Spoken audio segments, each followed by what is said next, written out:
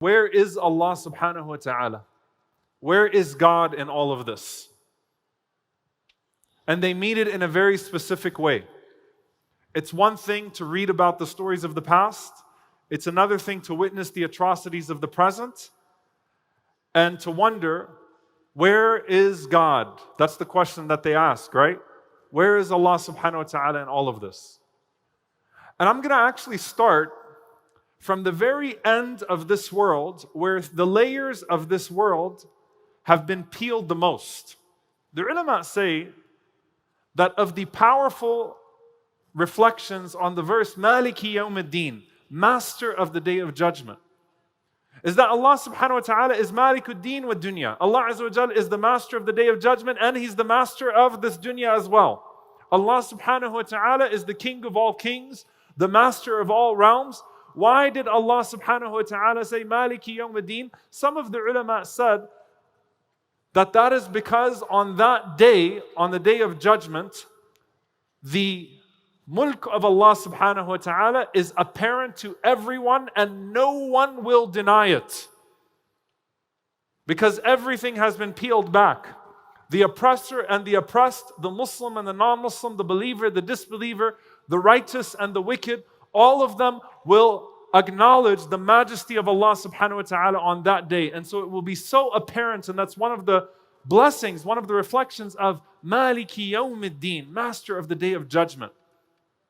The closer that you get to the Day of Judgment, the more immediate that connection becomes.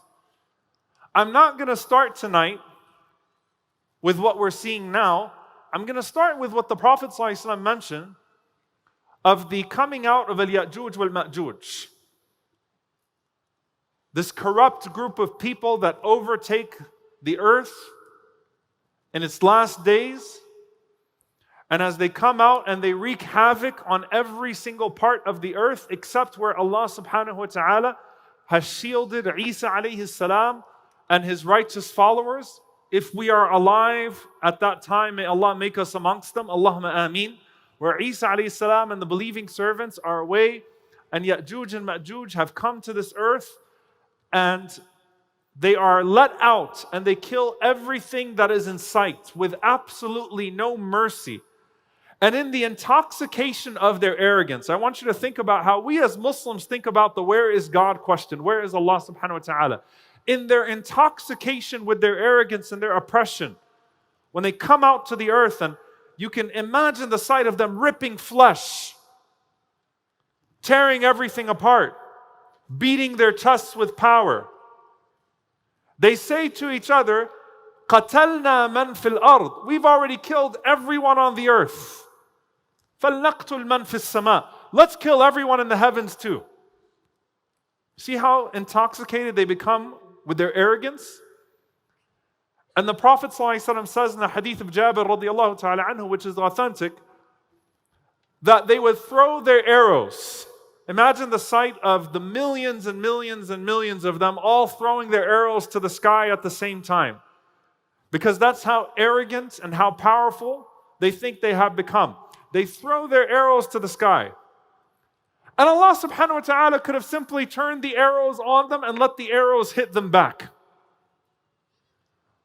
وَلَكِنْ يَمُدُّهُمْ فِي طُغْيَانِهِمْ يَعْمَهُونَ. Allah Azza wa Jal increases them in their arrogance for a few moments. What did the Prophet ﷺ say Allah Azza wa Jal does?